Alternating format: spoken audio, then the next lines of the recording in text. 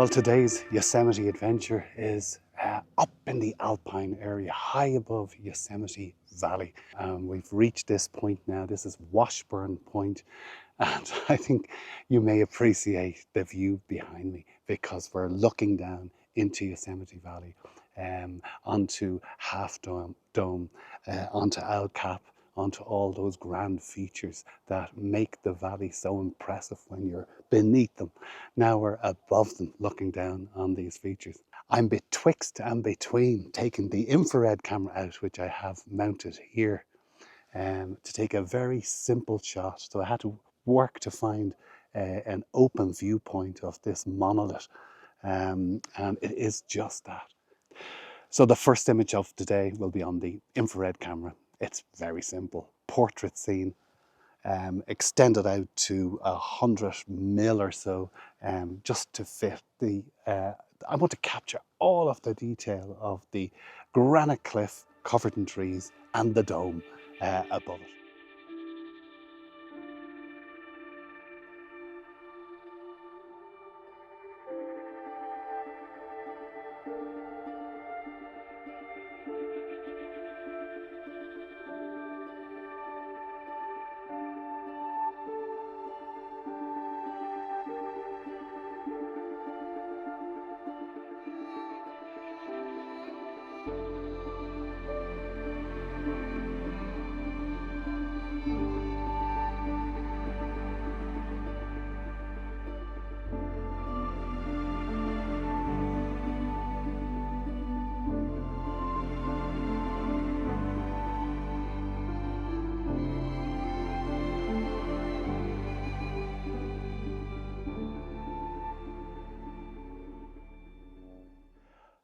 Often with these viewpoints by the side of the road, you tend to find the view is actually blocked by trees. And I've had to descend quite a distance from the road to get a clear view of the scene beneath me here, so that I can manage to switch from portrait mode, narrowing in on the dome, and a landscape mode image, which takes in the broader scene.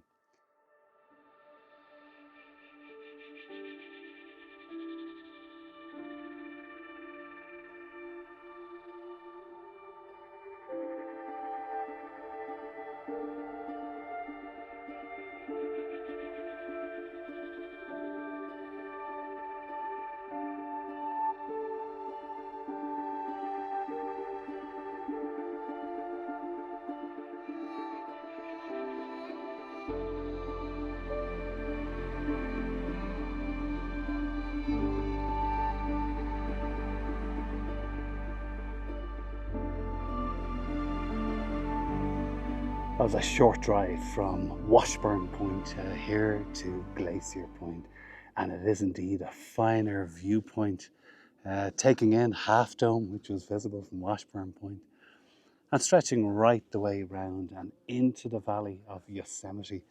It really is beautiful. But how to take a good photograph of this scene in this light? And here, if we move the camera around, we can see with Half Dome here, there's a large area in shade below it, and the infrared camera is picking up on that and accentuating that contrast. So I'm actually taking a photograph of shade and light, and the features of the landscape are coming in second. I'm shaping the composition around the light. Well, here we have three images, the first here in infrared, and you can see that differentiation between the shade on Half Dome and the whiteness of the forest, and there's some foreground interest here as well. Now, notice the difference between a standard black and white image taken with the Z8 in colour and converted to black and white. The contrast between the right and the left hand side of the valley. And finally, a colour image showing the true beauty of Half Dome. And some cloud did form that softbox to the landscape, so I took a good few colour images to demonstrate the natural beauty of the granite mountains here in Yosemite.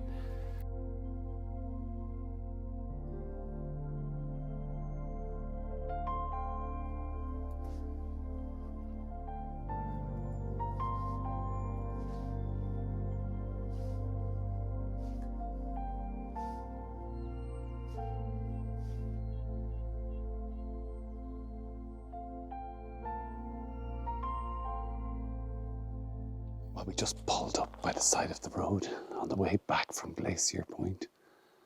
The forests here are vast. So I've decided just to go for a little wander through. I have to be very careful with my directions to ensure I have a pointer back to the car. So I won't venture much further than this 200 yards. I know bears are in this area. I'd love to see a bear. But I just took a couple of lenses. It was overcast when I started to walk. It's got sunny now. So the overcast, obviously good for woodland photography. What I have noticed straight off are these wonderfully vibrant yellow lichens growing from the pine trees. And I hope you can see them there on that trunk. The size of these firs. And the quiet. And what you get all over Yosemite is the scent of that dry pine in the sun. And the air is just so purified. Problem is, there's just so many sights to see. We tend to go around in our cars to areas where there are lots of people. So this is a lovely little bit of church for me. I'm going to find a log over here. Well, sometimes you just need to sit in nature and be quiet.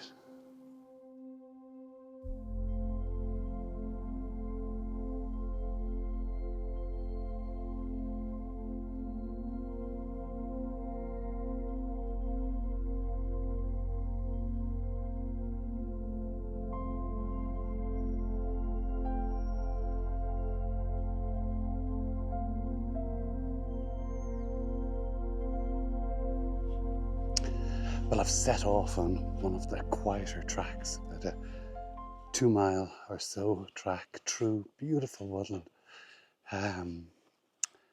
I noticed bear around. I'm a little bit nervous, to be honest. We're not used to bear back in Ireland. So I'm keeping an eye out. On the one hand, I'd love to see a bear. And on the other hand, I think I'd be a little bit terrified if I did. I've heard if you do see one, it's go away bear, and just to keep a distance from it. Actually, I'm just standing beside an old cabin that has been here for many years. Look at that.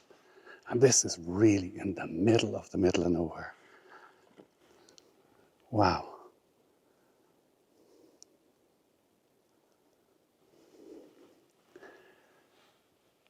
So if I stay quiet for a second, you may get a sense of the peace here.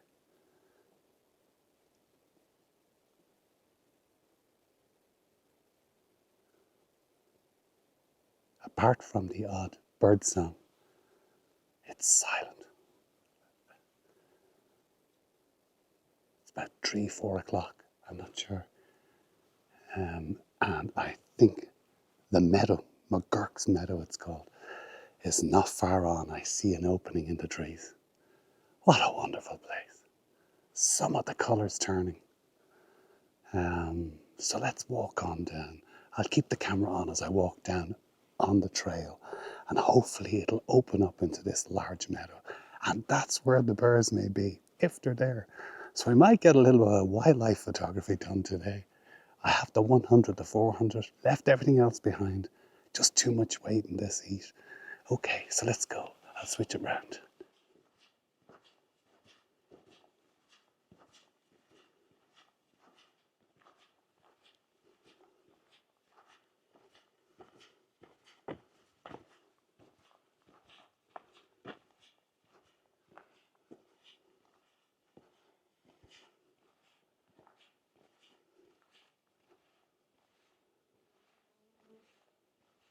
Wow.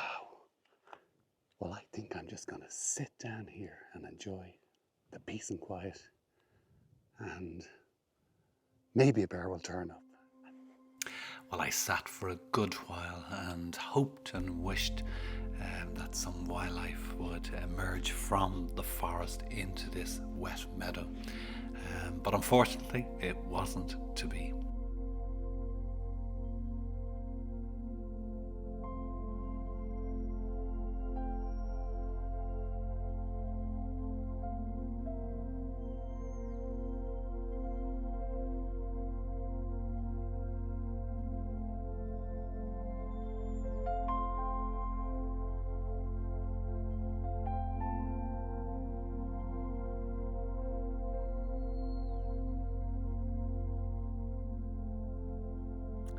On our final day in Yosemite, we've decided to take the hair-raising road trip up to Tioga Pass, and it's a long drive to get here. It's only an hour and a half from the valley, but it feels a lot longer on very narrow roads through huge pine forests, and then the road gives way into Olmstead Point and then Tenaya Lake, and here we are at Tuolumne Meadows, and we've taken a walk away from the road for around 10 minutes into the centre of the meadow.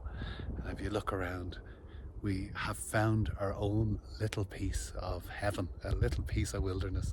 We're just sitting on a rock and listening to the sound through the pine trees here, and you can get the mix of the scent of the meadow and the pine trees.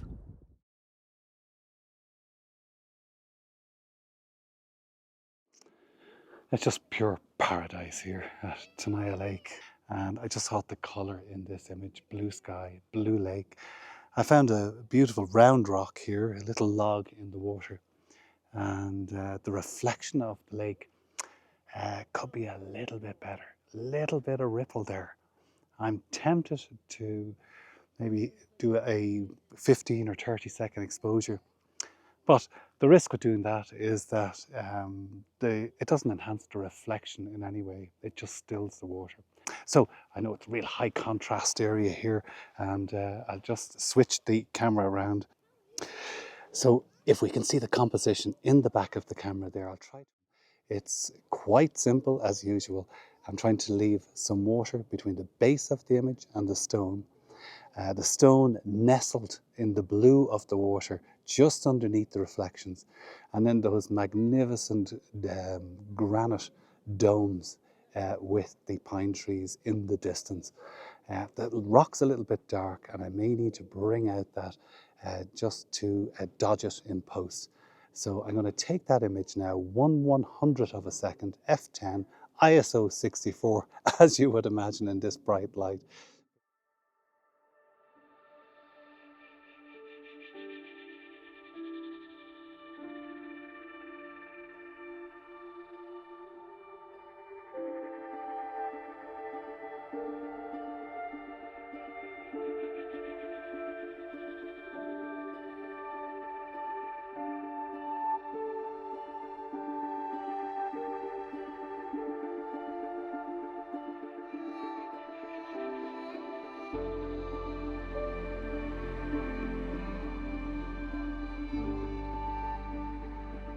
Well, after Tuolumne Meadows and Lake Tenaya, this is really the gem of the day for me. If you've watched some of my previous videos, you know I love these pine trees. I'm not sure which species these are, but I linked to a video here on photographing the Scots pine trees of the Burren. And this landscape here at Olmstead Point really reminds me of the Burren back in Ireland, with the granite rather than limestone paving, very smooth granite, beautiful. The difference here in Yosemite is I'm looking on a half dome in the distance, and the views all around are just epic, so grand. So I'm going to spend around 20 minutes or so trying to find a lovely specimen to photograph in infrared.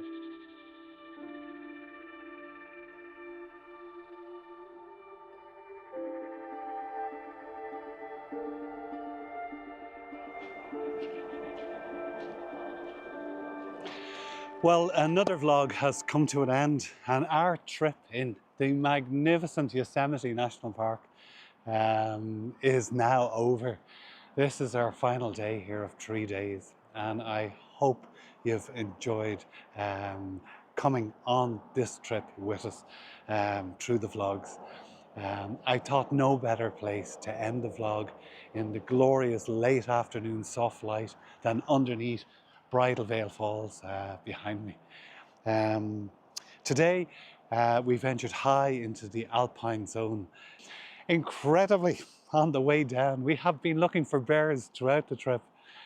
A large black bear ran right across the road. I had to jam the brakes on, and we could see every hair on the bear's body, the head, everything, and the power of the limbs as it came up off the road, and the dust was flying everywhere. It was an incredible sight, one that I will never forget as long as I live.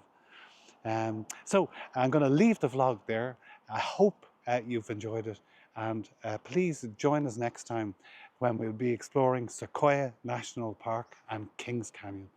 So until then, thanks very much for watching. As I was wrapping up, I noticed the soft afternoon light against the forest beside the Merced River underneath the Bridalveil Falls, and I couldn't resist taking my last 2 images of Yosemite.